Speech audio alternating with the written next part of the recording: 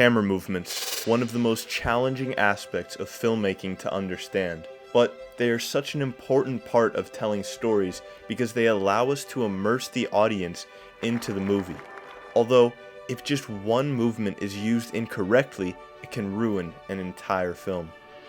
And that's why today I'm going to be showing you 10 essential camera movements, how to use them, when to implement them, so that you can create stunning and professional films. So then, what are these camera movements, you might be asking?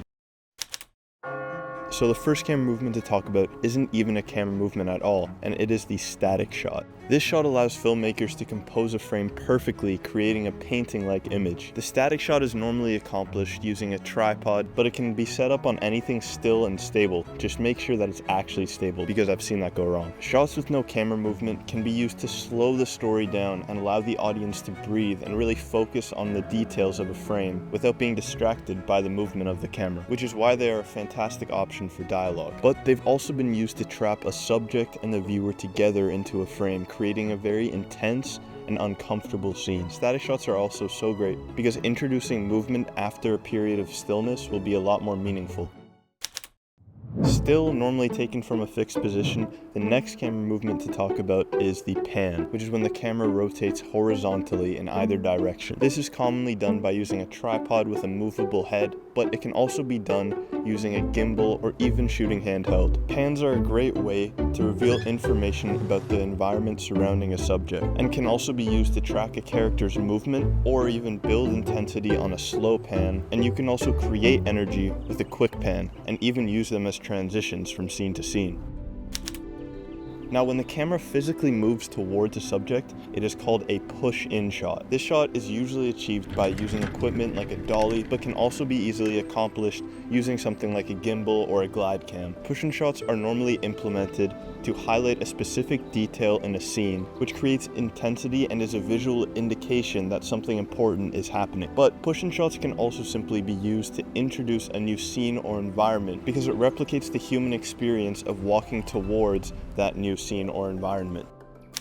Opposite of a push-in shot is a pull-out shot when the camera physically moves away from the subject. It can also be achieved the same way as a push-in shot using a dolly and that kind of equipment. However, unlike the push-in movement, the pull-out shot can be used to disconnect the viewer from the environment or the subject, which is why it's often used as a last shot in a film. However, it's also often used to simply provide context to a scene by revealing more information about the environment surrounding a subject.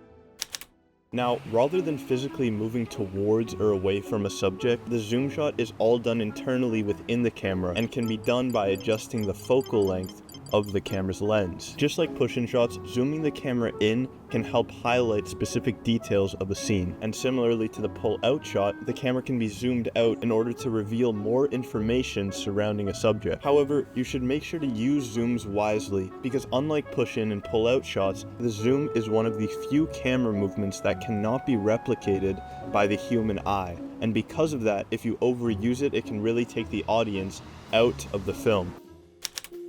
Next, when the camera is in a fixed position and it moves vertically up or down, it is called the tilt shot. Similar to the pan, it can be executed using a tripod and simply tilting the tripod head up or down, but for a more dynamic shot, you can even do it handheld. This movement can be used to show the scale of a subject or a setting, but when tilting up, it can also be used to show dominance or power of a subject, and when tilting down, it can have the opposite effect by showing vulnerability and weakness in a character. Now, the next one I'll be talking about isn't exactly a movement, but it can still add a very dynamic feel to your film, and that is shooting handheld. And that is because it can give the viewer a very authentic and raw feel, which specifically is great during action scenes because it makes the scene more dramatic and also more frantic. So let's quickly compare what it looks like to shoot an action scene handheld versus using a gimbal. So on the gimbal, it's very smooth and it gives a sense of calmness, which isn't necessarily what you want during an action scene, but when we switch to handheld, it feels a lot more natural and like you are actually part of the action. The tracking shot is when the camera physically moves with the subject, following the character's every movement, and is usually achieved with the same equipment that we use to create push-in or pull-out shots. This movement can add suspense because it makes the viewer think, where is the subject going and why. This documentary style camera movement is a great way to make the viewers feel like they're part of the scene and actually following the character.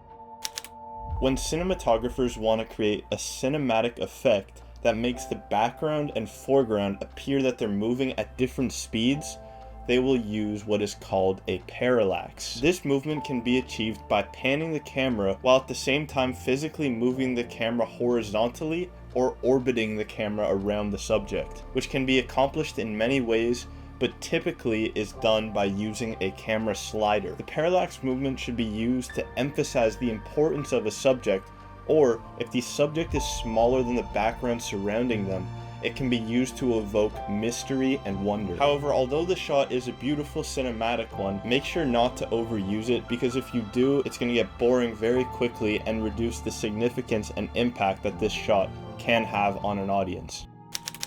Now, the last camera movement I'm going to be talking about is the most complicated one, and it is the vertigo effect. Essentially, the vertigo effect is a combination of a push in or pull out with a zoom in and zoom out. So the two variations are, number one, when you push the camera in towards a subject while zooming out, or alternatively by pulling out from a subject while zooming in. When doing the first variation of pushing in and zooming out, it can be used to highlight the negative psychological state of a subject, because the background is distancing itself from the subject while they are staying the same size. However, unlike that, when you pull the camera out while zooming in, it can create a connection between the character and the background around them, because the background will start to appear closer to them. So now let's combine all of these camera movements into one cohesive film. I'm actually doing a lawn mowing ad right now, so it's the perfect opportunity for me to implement all these movements to show you when and how they should be used.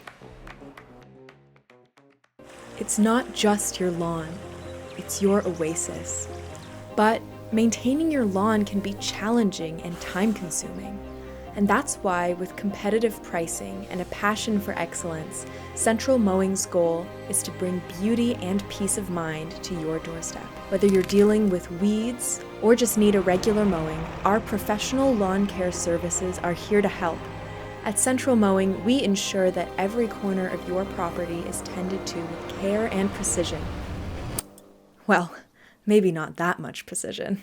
Call or text us today at 613-879-5550.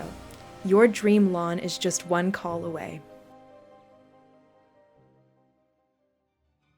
By understanding how to effectively implement these camera movements, you can deeply engage your audience and improve your storytelling. So thank you so much for watching, and remember, the magic of filmmaking lies in how you move your audience, one shot at a time. Alright. Yeah, that was a bit cringy. I'm gonna be honest, I got that one from ChatGPT. Bye.